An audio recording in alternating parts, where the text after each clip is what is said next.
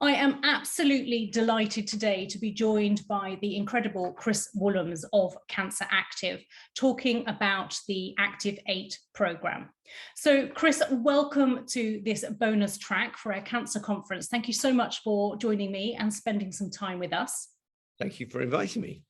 It's an absolute pleasure to have you here. And for those that aren't familiar, Cancer Active is an incredible charity that does amazing work at helping educate people that have been diagnosed with cancer or living sort of with cancer to get well and to take control of what they can do to sort of heal and help themselves. And it is just absolutely laden with so much great information. So we'll put some links to that at the end so you can spend some time journeying through all of the incredible work Chris has done.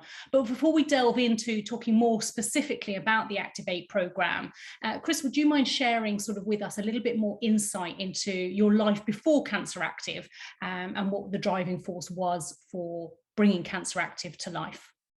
Right, well, life before it. I went to Oxford, Watford Grammar School in Oxford, read biochemistry, specialised in cancer research and virology, funnily enough. And did 4 years there. And then my mother told me I'd wasted my degree. I went into the world of advertising, and I started at 23. And by the time I was 28, I was managing director of one of the international companies. 32, I was running Europe for another company. And so off it went. Somehow I got to the top fast. I then set my own up. And when I got to sort of 44, I went, put it on the stock market and get out. I'd had enough, really. I used to say I was 2 years past my sell-by date. So that kind of finished chapter one in my life. I've always been interested in health, always played lots and lots of sport. And so what happened next was I did a number of things, everything from nutrition to Reiki to goodness knows what. And then suddenly out of the blue in 2001, Catherine, my eldest, got a brain tumor.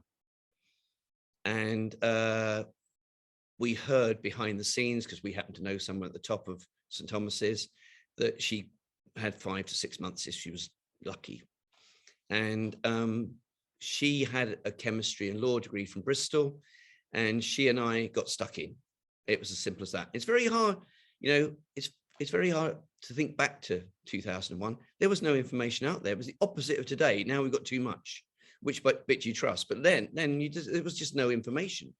And Catherine and I went everywhere across the net, and we used to kind of, did you know this about brain tumors? And we found so much information out there that just wasn't being passed on to people. And so Catherine said to me one day, "Dad, why can't we have a magazine?" She said, "I'm lying in a hospital bed for 2 weeks after an operation. What can I read?" And as a result, I got a few favors out of people in advertising to publish a magazine, and wrote most of it myself, because that's what admin do. They can turn all this complicated stuff into something very easy to understand. And we launched Icon magazine, integrated cancer and oncology and oncology news in 2002, I think it was. And then what do you do with the magazine? What do you do with all the articles? Well, you stick them on a website.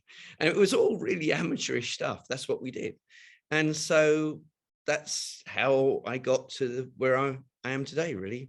I just, Catherine lived almost 4 years, and their record at St Thomas's at the time was 18 months. And someone, actually, my ex-wife went to a cocktail evening about 1 year or so ago, no, 4 years ago. We raised, well, the other half of the family raised something like 2.5 million for a machine at Queen Square to operate live action. And Darren went to the cocktail party, and the oncologist ran up to her and said, "We've got people living almost as long as Catherine now." Note the word almost. This was 15, 16 years later. And he was actually using the Atkins diet. Incredible. So he was using something else. So anyway, that's kind of how I got there. Just always been interested in health anyway, and I can write the Queen's English. Yeah. Amazing. Well, it's been an incredible journey, and as you say, driven from need, but there was a kind of deeper understanding of health and wellness there to help sort of propel you, and clearly you both did sort of dive in deep, for sure, with what you kind of brought out of that, and that's led you. I mean, the Cancer Active sort of Active8 program has been obviously, you know, sort of decades in the making for you, curating, and I know sort of connecting and sort of perfecting all the time, because obviously things change, and you're incredibly due diligent at keeping up to date with what the latest thinking and science is. So just in summary first, before we delve into it in detail, tell us about what the Cancer Active8 program is and isn't, because I kind of love some of that guidance on your website. You know, you're very clear on what it is and isn't, and I think that's a really important message in itself. Well, the Active8 program obviously has 8 steps in it. And basically, it's a tailored program. And I think this is the most important thing. If you ever read the first book I ever wrote, I mean, we're now into about edition 7. I'm trying to write it at the moment. But right at the outset, it said that no one size fits all. This is 20 years ago. And we're just kind of coming around to it in drugs. So the Active8 program is a tailored program to you, your needs, your cancer, your situation. You know, a 78-year-old lady with lung cancer who's never smoked in her life is completely different from a 38-year-old man who has been smoking for 20 years. And you know, you've got to treat them completely separately. I know they just go down in statistics as lung cancer and so on, but they're very different people. And of course, sometimes they're on drugs and things like this. I don't mess around. If they're on drugs, I build programs around the drugs. If they're on immunotherapy, I show them how to make immunotherapy work better, because that's a big bugbear of mine. Sometimes people ask me for an alternative program, but basically I would say 95% of the time I'm complementary and integrative. I build programs around the doctor's clever stuff, is what I say. Otherwise we wouldn't get the magazine into hospitals. Yeah. I gotta say things, ever the ad man. I love that. So let's delve into it, because obviously, you know, it is a great program, and obviously has so much kind of in there, and obviously, you know, not just for people going through cancer, but we'll talk at the end a little bit more about sort of from a preventative point of view as well. I mean, this is all information we should all know, you know, relevant to where we are in our life to live it well and more full. But the first one is that you list down in the Active8 program is the importance of oxygen. So tell us a little bit more about that. Okay, what we do in the Active8 program, perhaps I should have said, is people take 6 to 10 years to build themselves a body conducive to cancer. And essentially what I try to do is build people a body conducive to health. And the reason for that is because cancer finds it much harder to thrive in a body conducive to health. And secondly, I call it shutting the doors. So actually, when you go through the Active8 program, everything is a door to shut. Okay, so we start with oxygen. Oncologists look at hemoglobin levels, for example, and when it falls to a certain level, they all panic. But it's something much more important, more fundamental than hemoglobin, because hemoglobin carries your oxygen, obviously. It's your basic oxygen level when you test your blood. And oncologists will say everybody is 98, 99, or 100% oxygen. It's just not true.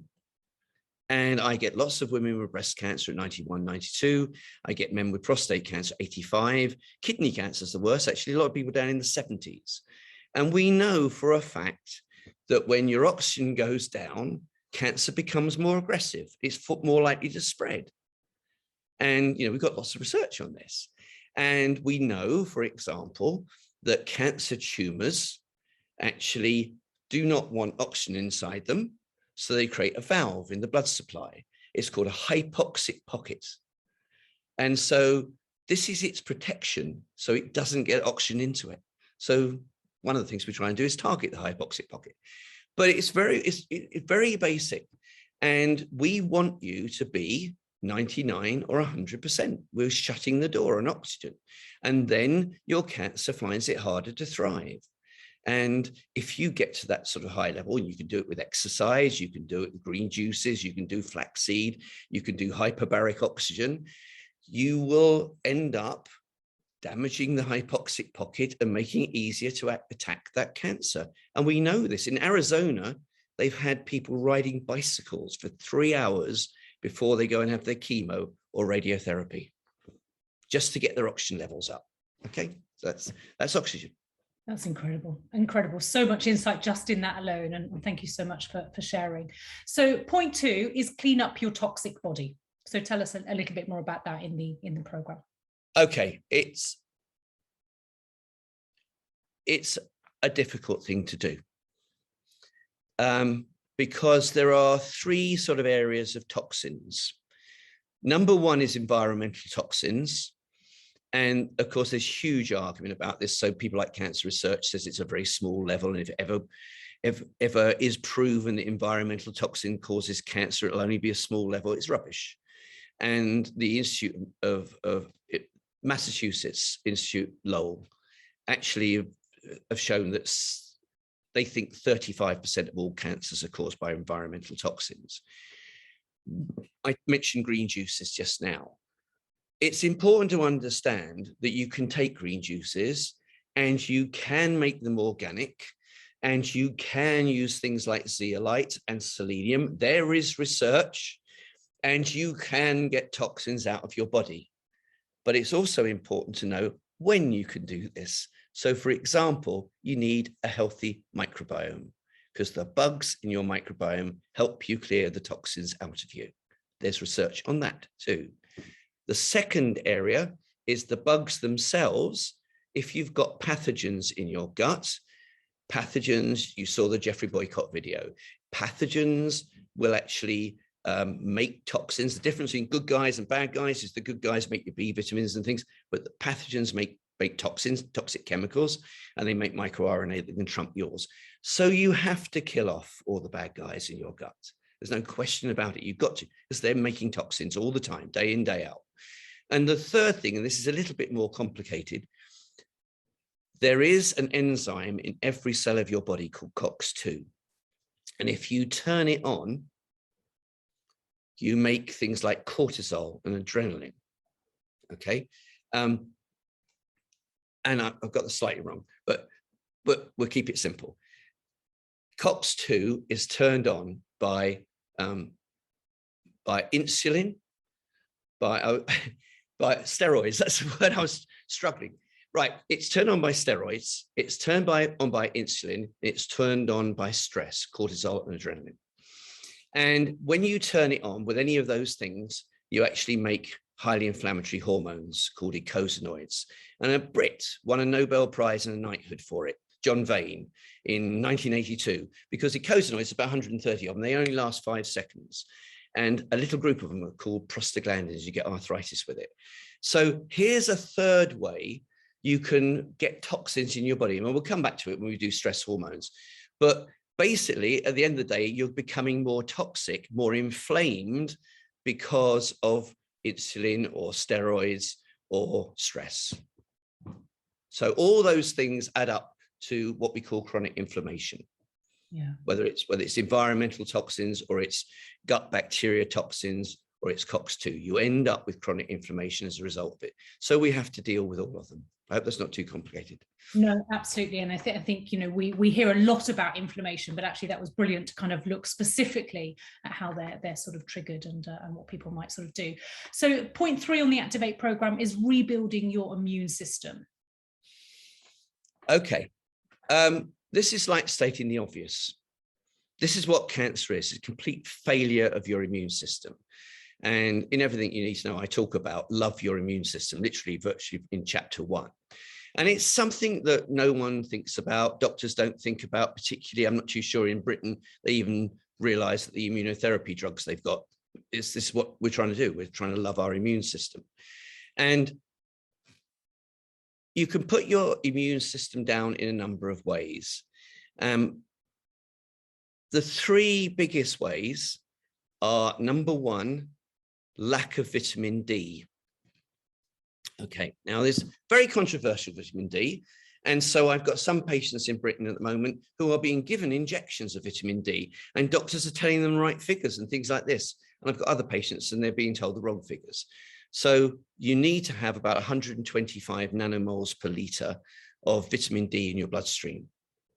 Okay, that's the right sort of figure, 100 to 150.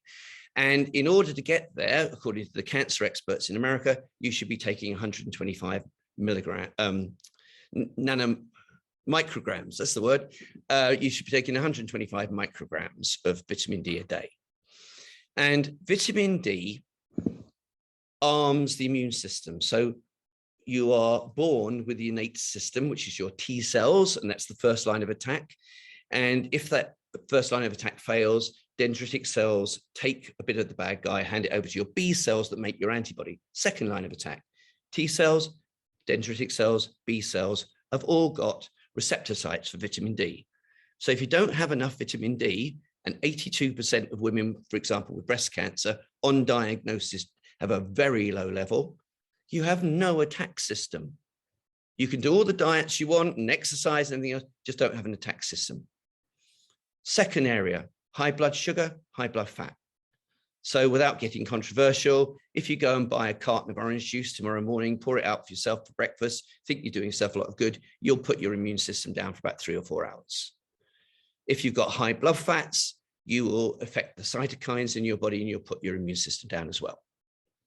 Now we know, I'm sorry to be controversial, but we know, I've got an article, 20 links between sugar and cancer. We know that lumps and bumps feed on sugar. We also know that leukemia, for example, robs its neighbors of their sugar. It so wants sugar. It puts your insulin down, so it keeps sugar in the blood. So I've got this article, 20 links between sugar and cancer. 18 are from top oncologists, top professors in top medical schools in the West. They can't all be wrong. So sugar knocks on, if you like, to cancer. So your tumors feed on sugar.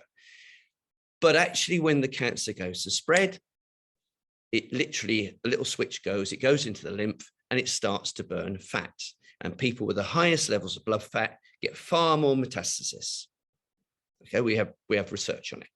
So we always button down the blood sugar, and we always button down the blood fats. It's what care oncology do. But I mean, we use berberine and lycopene usually. We might use torvastatin, but care oncology just do this bit. Okay, so that's immune system part 2. We want you to have a blood fat of about 4, cholesterol of 4, a triglyceride of 0.8, and a blood sugar of about 4. Right, at that sort of level, cancer can't feed and can't spread. We also use other things to stop it spreading, but that's a longer story. And the third big issue for putting down your immune system is your gut bacteria, which I think is the next point. But basically, everybody who's got cancer has lost the volume of gut bacteria in their gut. You've got 90 trillion normally, and they've also lost strains of gut bacteria. And because of that, 3 things have happened. Number 1, their immune systems come down, okay, because it's produced in response to all these bugs. You know, your E. coli is the same as COVID, as far as your antibodies are concerned. So your immune system comes down. Secondly, the good guys, well, if that comes down and this comes down, the good guys come out to play. And thirdly, when you lose gut bacteria, you lose the ability to make certain compounds. So your gut makes things like B vitamins, vitamin K, serotonin, melatonin, keep your sleep past 4 o'clock in the morning. Lots of people with cancer start waking up at 4 o'clock in the morning when they've had the drugs. It's because drugs have knocked out their bugs. And then you've also got these groups. You've got 3 super groups of bugs, and they make 3 super molecules called short chain fatty acids, and propionate and butyrate and acetate. And these things don't just do one job, they do big issues in your body. And so that's how you lose immune system. Basically, the 3 biggest ways are vitamin D, high sugar, high fats, and you've damaged your gut microbiome. Incredible. And with 2 young children, I gosh, we need to teach this at schools so much more. Like, why aren't we teaching this stuff to our young people, and explaining more about how our body works and what it needs to be healthy and well. It's incredible listening to you. So the next point is starving the cancer and stop it spreading. Well, we don't just use berberine and is it lycopene or atorvastatin. We use other things too. So Jane McClellan came to me at one point and I told her about loratadine, for example. So we know that cancer cells take on board histamines. They've got 6 times the receptor sites for histamines. And when they take on board histamines, it upregulates them.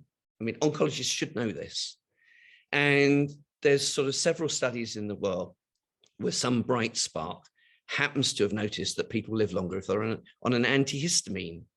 So this isn't rocket science at all. This is, you take an antihistamine and you don't upregulate your cancer cells, so they find it harder to spread. And we also use traditional Chinese medicine. We use something called hinokiol.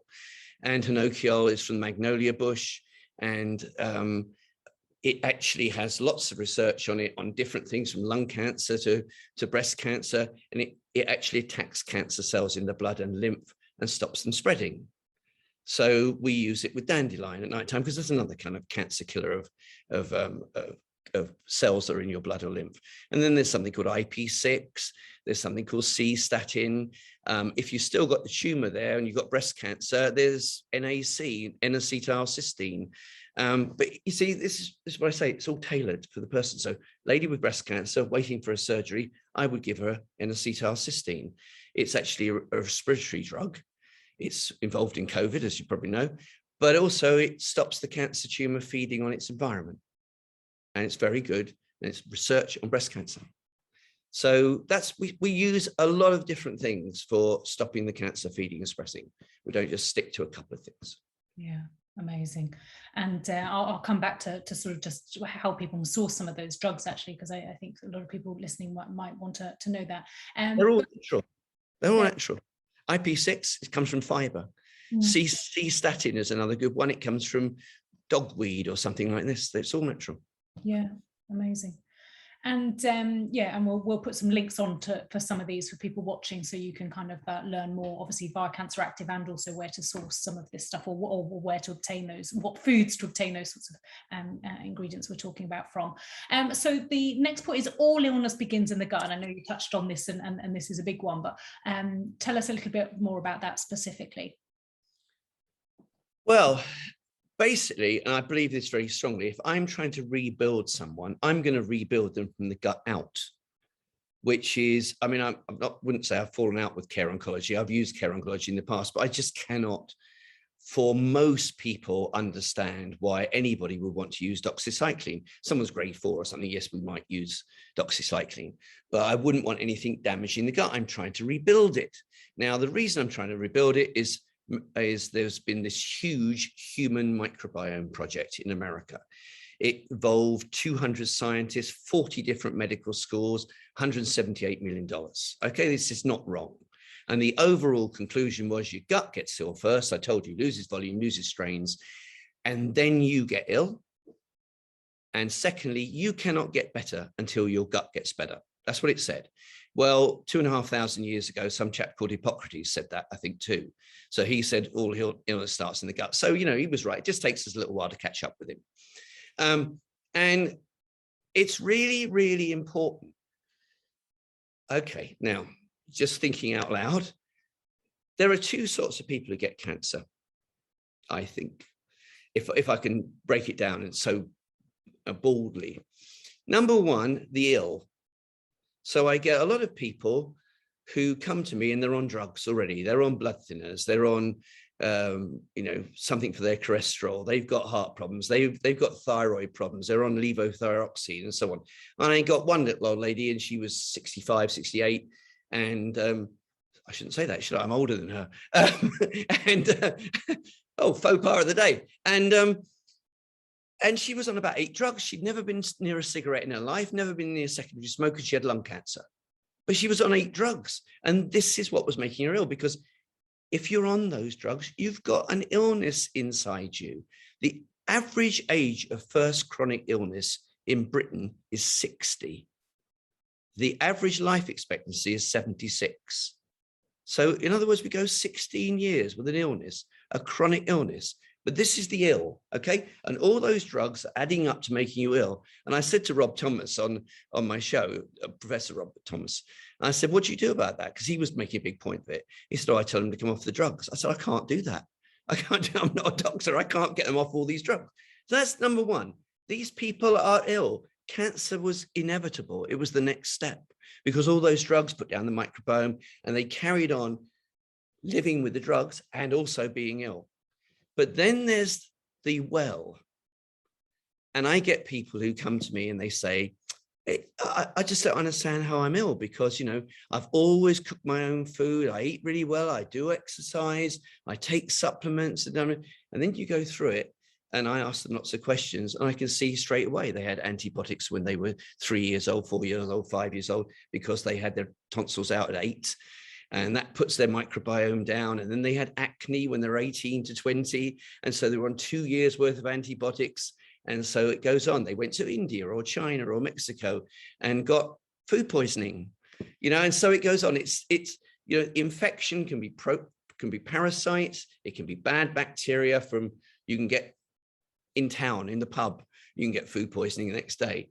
You can get viruses and you can get bad yeast. So you can get any one of those infections and usually people have got 2 or more. And when you say to people, do you understand that you've got a problem in your gut? And they go, oh yeah, I've had IBS several times, you know. I get mouth ulcers, you know, or it might be a man, he gets yellow toenails or he gets flatulence or something. It's there, they are ill. So was that the answer to the question? I can't remember. It was. That's your gut. I rebuild the gut. I always would rebuild the gut because it's usually the source of all cancers. Yeah. Even the brain, we know that the gut microbiome goes down and it made an anti-inflammatory molecule, which literally keeps the astrocytes calm. Mm. And you lose that, bang, they get all excited. Yeah. It's incredible, isn't it? And I think what's even more incredible is, as you say, there's, you know, Hippocrates sort of wrote about the importance of it. And I know in sort of Ayurvedic and Chinese medicine, it's been such an integral part of the strategy is looking at kind of gut health. And yet, you know, we seem to have slept on it for a long time in the West again, and just suddenly waking up to, as you say, the science, and everyone's very excited at the moment talking about the microbiome and how important it is. And I wrote my first article in 2005. And I'm a Rolling Stones man because I'm so old. And it was called Mother's Little Helpers. And Yakult, someone at Yakult read it. And they rang us up and they said it was the best article they'd ever read by an amateur. I'm still trying to work this one out. Damned by and anyway, they lent me their European microbiology head and we rewrote this article on. It was all about gut bacteria and whether they were going to help you or hinder you in colorectal cancer. Mm. And it's really interesting. I've been looking at one thing lately, which is Toxoplasma gondii. I'm obviously very boring, and I'll get a life one day. And as you may or may not know, it's linked to cats. Okay. And for a number of years now, women with breast cancer, ovarian cancer, high levels of Toxoplasma gondii. Doesn't mean to say it caused it. Brain tumors doesn't mean to say it caused it. And then I think about 2 years ago, they showed that cats, to catch their rat or mouse, we allowed to say we on this program, on the corner of the building, for example, in the garden, and the rat, cat or mouse comes back and gets Toxoplasma gondii and it affects its brain.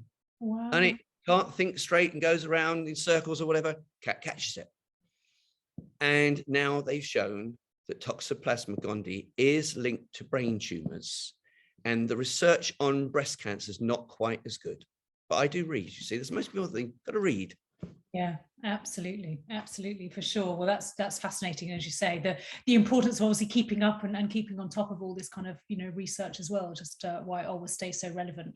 Amazing, thank you, Chris. And manage your hormones. Now, this is a big one at the moment, because in my industry, in the wellness industry, everyone's talking about sort of perimenopause and menopause particularly, and the impact of that. And again, you know, an area of neglect in medicine of kind of women going through this stage, and fights of HRT, no HRT. So hormones are super hot topic. Estrogen. Okay. I mean, the 80% of breast cancers, probably about 55% of ovarian cancers, about 80% of womb cancers, but it's involved in prostate cancer, it's involved in colorectal cancer, it's involved in brain tumors.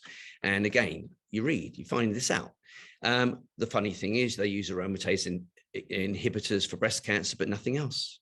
You know, it's bizarre. A lot of misinformation in hospitals, a lot of misinformation on the web. Basically, we talk to people. All right, I've got a famous lady in America, okay? And she was on drugs and what have you, and the drugs, it ended up going to her liver, and it went to her brain, and she got a brain tumor.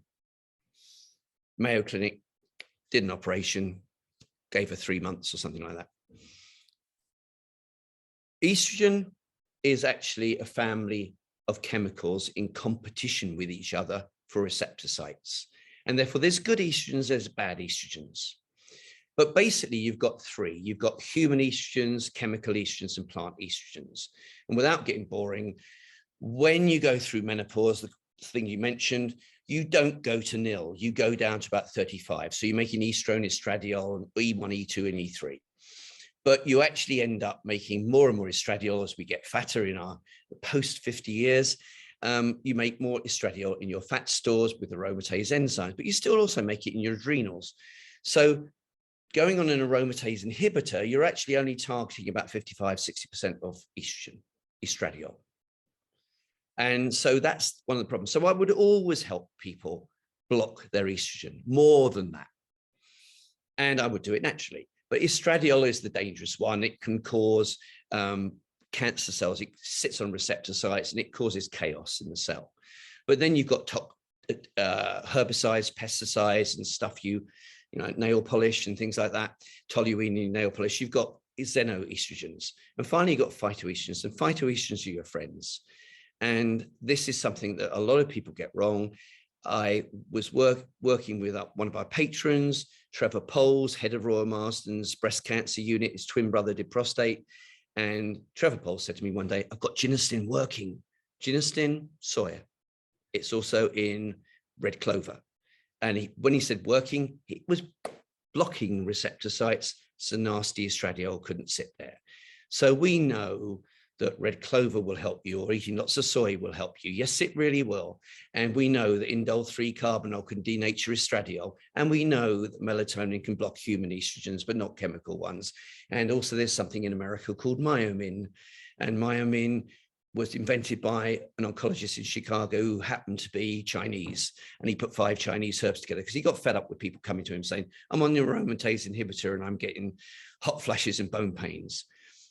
My lady in America, she's done the green juices, which I always recommend. She's done greens and beans as the focal point of her diet and the rainbow diet.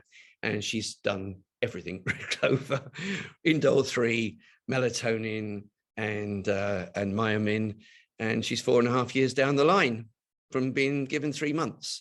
So it works. So I'm kind of happy that I've got it right. And there's also Dr. Young S. Kim at the National Cancer Institute who buys in all the nutrition studies for the National Cancer Institute. She has ginestin down as one of her top 9 compounds for preventing recurrence. Nice. So ginestin actually hits cancer stem cells. We know it does. So all this kind of, oh, you mustn't have soy, it'll get in the way of tamoxifen is rubbish. Okay. Now the other one I just want to mention, I will do it briefly, is levothyroxine. I had 3 ladies in a row 1 week, all on levothyroxine, all with breast cancer. And I thought, oh, something must be up. And I went on the web. It lights up.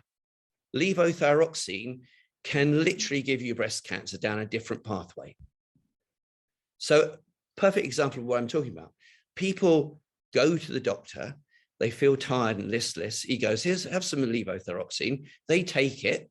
Now they're tired and listless. They've got a problem with their thyroid, but they're also on levothyroxine, and they might be a little bit tubby, dare we say, and they're going to have estrogen-driven cancer. So now they've got everything pointing at breast cancer.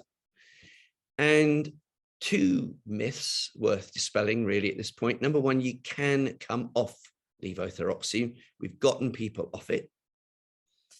And secondly, people all shouldn't be on the same doses. So I wrote an article about this, and two American doctors came through and said, you've got this all wrong. You don't know what you're talking about. Quite possible. And what they said was, if someone comes to us with low thyroid, the first thing we do is test them for iodine. So that's what I do. I say to people, you've been tested for iodine?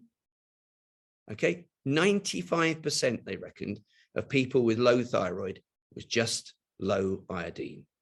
But 5% need levothyroxine, and they said different levels for different people and different levels for summer and winter. So again, I would probably do something about that. I would, I mean, that's just two, but we'll worry more about other things in a minute. Yeah, incredible. But as you say, just in that itself. It depends what you've got. I mean, I worry about estrogen for prostate cancer. Seriously, not testosterone. Even Rob Thomas said low testosterone is linked to prostate cancer, not high testosterone.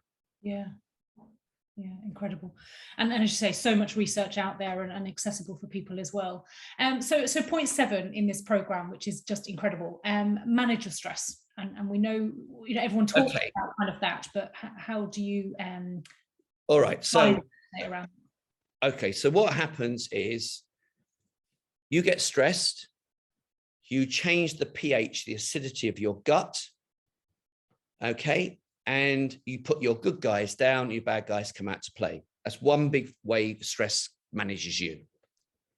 Secondly, you get stressed, neuropeptides, hormones, send a message to your adrenals, you make cortisol and adrenaline, and both these turn on COX-2, and COX-2 causes inflammation all over the body, okay? Unfortunately, cancer sees this. It's had 200,000 years to see it. So it goes and kicks your adrenals, and you make more cortisol and more adrenaline. Once you've got cancer, you don't feel more stress because it hasn't used the brain, it's bypassed it. The experts, thank goodness, are not cancer research. They are UCLA.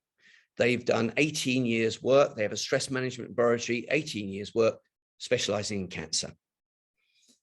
So how would I manage your cortisol? Endorphins, happy hormones. How do you get happy hormones? You have a cuddle, you laugh. Actually, better probably is to do a bit of exercise, 45 to 60 minutes, where you're out of breath for 25. Best producer of endorphins per minute, yoga. Okay, research on all of this. And there's even a little bit of research on Tai Chi. And I'm sorry, ladies, there's no research on Pilates because I get asked all the time. So that's how to manage your cortisol. If you can't do anything in that area because you can't do exercise, something's wrong, you just had an operation, for example, please, please don't beat yourself up. This is the other thing. I get very upset. People will say, oh, I can't do that. And they get all stressed. Don't beat yourself up. We'll use ashwagandha. Ashwagandha, Ayurvedic herb, limits your cortisol, brings down inflammation. We'll do that. We'll do it 500 milligrams 3 times a day. What neutralizes your adrenaline? Answer, opioids. How do you get opioids naturally without taking cannabis? You pray or you meditate. And opioids and endorphins really calm your body down. So this is the start of managing your stress. But UCLA have done 2 papers in the last 18 years. One paper is all about this. And they recommended counseling, which I don't, because I don't want people talking about death to my patients. I'm actually, as you probably know, I do not believe there's something called terminal cancer. I just absolutely adamantly do not believe it. And the reason I don't believe it is the first 3 people I ever helped, Jeff Boycott, Galina, and a lady called Mrs. Omar, are all still alive today, 18 years later, having been given 3 months. They're all grade 4, stage 4. So I don't believe in this kind of nonsense of terminal cancer. I always say to people, well, what do you think terminal cancer means? And they go, I'm going to die. And I go, no, it means they've run out of ideas. That's what it means. We've got lots more ideas. We've got lots more weaponry than they've got. Sorry, we have. So, so we don't use counselling. I'm very fond of visualization, EFT, but particularly Psych K, the power of belief. This is what cancer is all about. Believe you can beat it and you will. Who was it, Henry Ford? He said, there are those that believe they can, and there are those who believe they can't. They're both usually right. That's what you got to do. And I believe everybody can. So that's this bit. And then UCLA said there were four ways of managing your stress hormones. And they said, not me, I didn't put them up to it. Number 1, colorful Mediterranean diet. Number 2, fish oils. Number 3, yoga. And number 4, meditation. Very Los Angeles, though. Amazing. Okay, so we would worry about all those. We'd always give someone a fish oil, vitamin D3, K2, number 1 supplement if you've got cancer, fish oils, number 2. And then we bring the changes for the different people. So that's really how we manage stress. We worry about this as one thing, and we worry about managing the stress hormones. Yeah. And that leads us beautifully onto your final sort of element of this Active8 program, which is managing your nourishment, which obviously threads through all of it. And obviously these aren't separate things, these all integrate sort of and intertwine massively anyway, but just talk us about this sort of final sort of piece specifically. All right, I want to say something that's really important. The most important word is nourishment. What you've got to do to get a healthy body is nourish your body and nourish your brain. That's where you got it, nourishment. Okay, if you put junk food into your body, you will end up with a junk body. It's that simple. So we talk about nourishment. Now, I hope you get lots of oncologists listening to this and nurses. How it works is really, really important, because you're not trying to nourish your cells first. You're trying to nourish your gut bacteria. So we've known for a long time that if you eat these foods, you make more of these bacteria and they make anti-inflammatory molecules. But if you eat more of these foods, they make more of these guys and they make inflammatory molecules. Now, your oncologist knows that. He knows this is all about inflammation. He knows that it's caused by chronic inflammation. He knows this. So why does he do a blank on diet? Because this is what we're doing. Now, we have research, not just several studies over the last few years, big study from Holland a year and a bit ago. And they were talking about all the foods, you know, polyphenols and whatever that put up these guys, olive oil, fish oils, avocados, nuts and seeds, berries, for example, that put up the good guys that make anti-inflammatory molecules. And the thing that made me laugh in the study, they were talking about alcohol. And they said alcohol, by and large, is pretty bad for you and puts up the bugs that make inflammatory molecules, except for one in the research, red wine. And when you looked at what they came up with, it's the Mediterranean diet. It's the rainbow diet. I mean, the rainbow diet was always in my brain, because I ran a French ad agency at one point. I learned my French down in Toulouse, just south of Toulouse, in D'Artagnan country. And I always knew about the French paradox. They eat more fat, drink more alcohol than anywhere else in the world, and they get less cancer and less heart disease. And one day when I was down there, they're all sitting around in the main square reading Figaro or something. And when I said, why are you reading the paper today? They said, we've won. Sorry, what have you won? And they said, we are the #1 area in France for the French paradox. We eat even more fat, think foie gras. We drink even more alcohol, Armagnac, and we get even less cancer and even less heart disease. Okay, that just shows you how research can get things wrong. Because if you knew, and I lived down there for quite a bit of time when I learned my French, they've all got their vegetable patches. They're all growing everything, you know, all the colorful vegetables and so on. Their snack is to pour olive oil on a plate. put a bit of balsamic there, lots of black pepper, and dip their bread into it, and things like that. They're correcting all day long. And it was really funny. It was this, I'm talking about probably 1985. So 15, 16, 17 years before I came off stage one day, and some lady came up to me and said, what diet should I be on? I thought, it's time to write a book. So it was about 17 years before that. And I just thought, you know, it's not just that these foods protect them. These foods actually correct them. Now, Rob Thomas will say that too. I mean, he will tell you that polyphenols can correct you. And that's really the principle of the Mediterranean diet. Of course, it's the healthiest diet in the world. It's been voted for the last 3 years. You've got, it's real people in Sardinia. They've got this area in Sardinia. More people are 80, 90, and 100 years old than anywhere else in the world. So it's been speed tested for 2,000, 5,000 years. We don't need to invent something. What is the FODMAP diet? I mean, who's invented that? You know, it's a real diet. People live longer with it. And yes, it's all about nuts and seeds and colorful vegetables, and actually not too much fruit, but it's about lifestyle. These people in Sardinia are out in the sunshine. They've got friends. They're 80 years old. One lady was 101, and they said, what do you attribute, it was her birthday on the BBC. They said, what do you attribute your longevity to? And she said, every day I go down to the town square, she said, for my lunch, and I have 2 fingers of red wine. I see all my friends and then I come back. Well, of course, the BBC picked up on the red wine, but I didn't. I picked up on the fact she walked down the main square, met all her friends, sense of community, fun, happiness. Nobody's got a stick. They could all walk naturally. And then she walked back up the hill. So it's not just eating food. It's nourishing your whole body. That is the rainbow diet. I get people in America chucking berries into a NutriBullet and going, I'm making a rainbow smoothie. Well, you wouldn't want to actually, because 100 mils of that will be 10.3 grams of sugar, and a Coca-Cola is 10.9. So it's nothing to do with that. It's about this whole nourishment business. You're nourishing them to nourish you.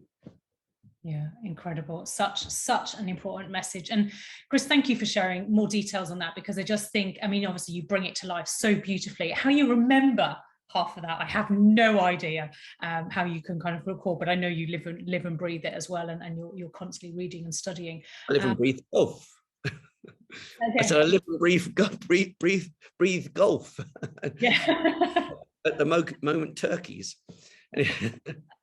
But it's an incredible program, and I think, you know, what I really love about it, and I know that's the truth on the Cancer Active website, full stop, is that it is written in a way that everyone can understand and action. Because as you said before when we were talking, you know, there is so much medical jargon, and I think people that get a diagnosis of cancer suddenly see themselves thrown into this world of science and research and clinical terminology that is overwhelming and overbearing, and at a time when actually they just want someone to scoop them up and take them through it, rather than have to kind of navigate all of this. And that's a challenge, isn't it? I think it's really important. One point, when I was in advertising, it may have changed, but something like 27% of British households were single person households. Okay. And of course, you get more of those as they get older. And I really think it's crucial to try and get a buddy. You know, so however old you are, if you've got, you know, young, well, obviously you can have younger daughters and things like that, but, you know, get someone else involved when you go to see the doctor. Because when he comes out with the words, I'm sorry, you've got cancer, or just you've got cancer, people's brain goes into a spin. And they need someone independent there to say, look, I've got 4 questions I need to ask you. We worked out yesterday. Could you tell us this, this, this, and this? And it's really, really important. And I mean, I'm not for one moment criticizing this at all. I get ladies, I won't say little old ladies anymore.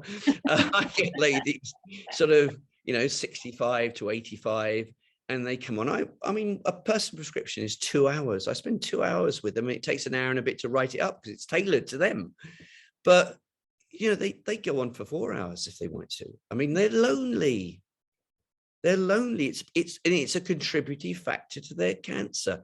That's why support groups and all these little centers all around the country are so important.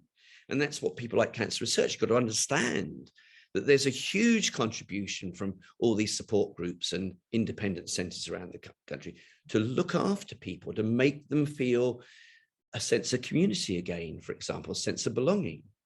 Absolutely, absolutely. And I think, and then that's what's really beautiful. I mean, I'm married to an Italian, but I think, you know, with that Mediterranean sort of mentality, you're right, you know, people underestimate, they look at what they're physically doing, but they underestimate that sense of togetherness and community and stuff. That's just a natural part of their DNA that they I agree totally. I think, you know, Harvard did the first study on the Mediterranean diet. I've worked in America. Most of them don't know where the Mediterranean is. I'm not being terribly rude. And it's not really the Mediterranean either. It's just this swathe across the top from, let's say, Barcelona down to Naples. Let's say that. I mean, yes, I know Greece and so on, but they're Catholics. And I'm not making a stance for religion or anything like that. But you know, and I know the Catholics have this strong sense of community. You know, grandma would never be left on her own. The daughters and the sons would rally to her, even the grandchildren, they would go for a walk with grandma. You know, Sunday evenings in Spain, they all go out, you know, and walk around the town after, well, they used to. And I mean, this is one of the big issues with lockdown, but I think this whole sense of community, Catholicism, I think is no coincidence. We're looking at this swathe, which is highly Catholic.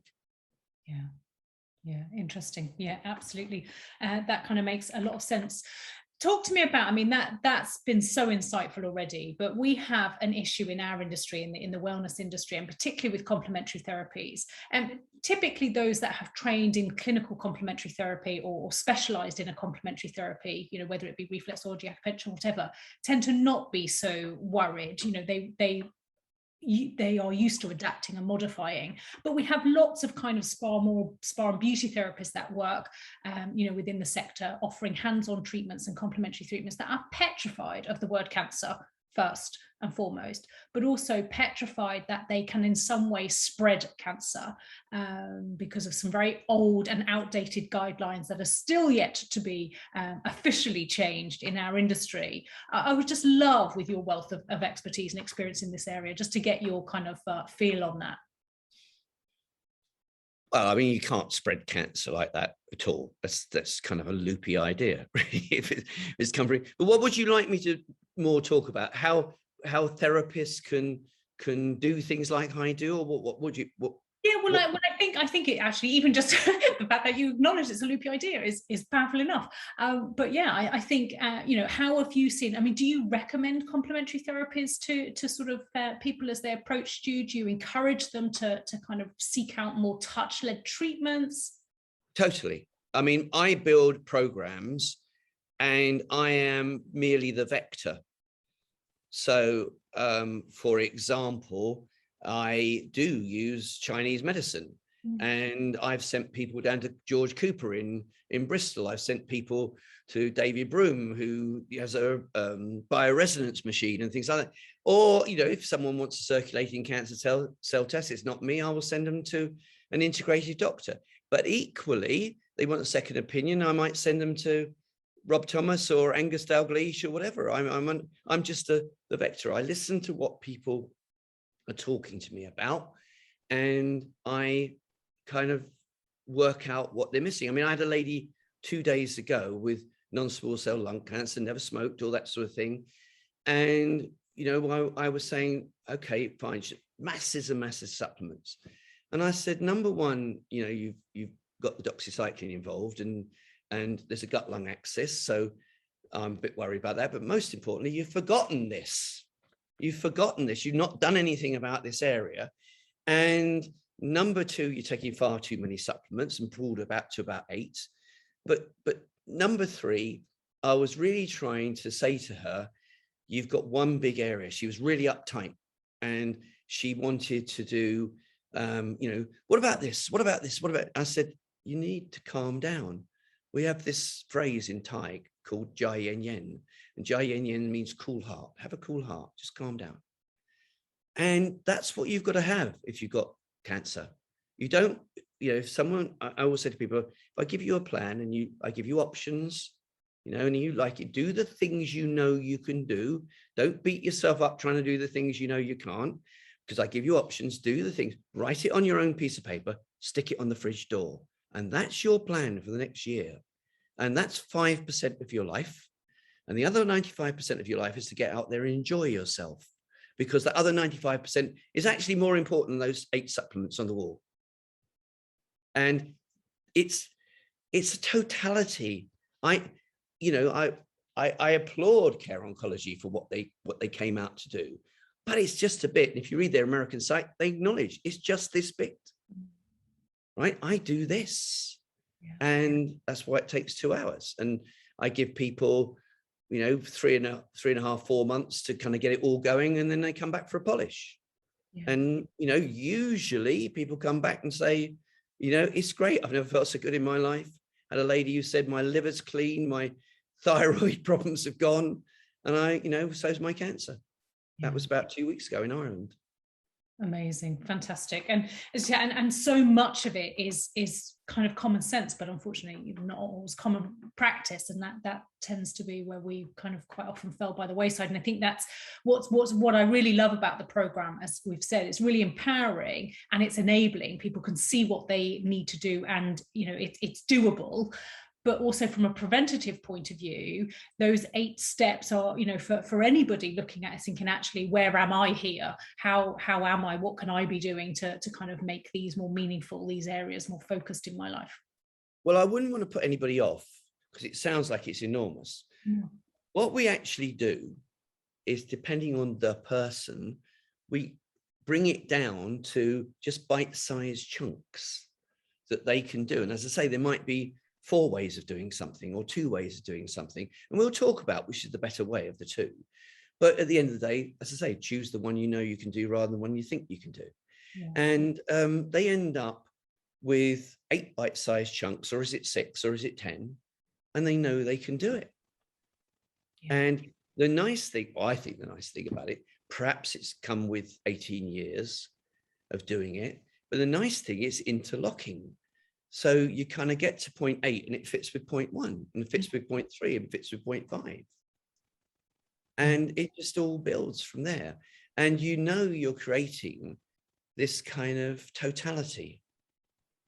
And you're shutting all the doors, and you're building someone a body that they should have had in the first place. And it's quite important. That's why I said the thing about levothyroxine. You get some people who think, well, I can't come off my blood thinner. Well, you can if, for example, we got your blood fats down with, I don't know, the diet, some lycopene and things like this, and you did actually take some exercise and things like that, and you probably would find you don't need blood thinners anymore. Yeah, absolutely. So, I mean, that's the one thing, perhaps the hardest thing to get some people to understand. You're ill. Now, I know you got cancer, but no, fundamentally, you're ill. Okay, so let's fix it.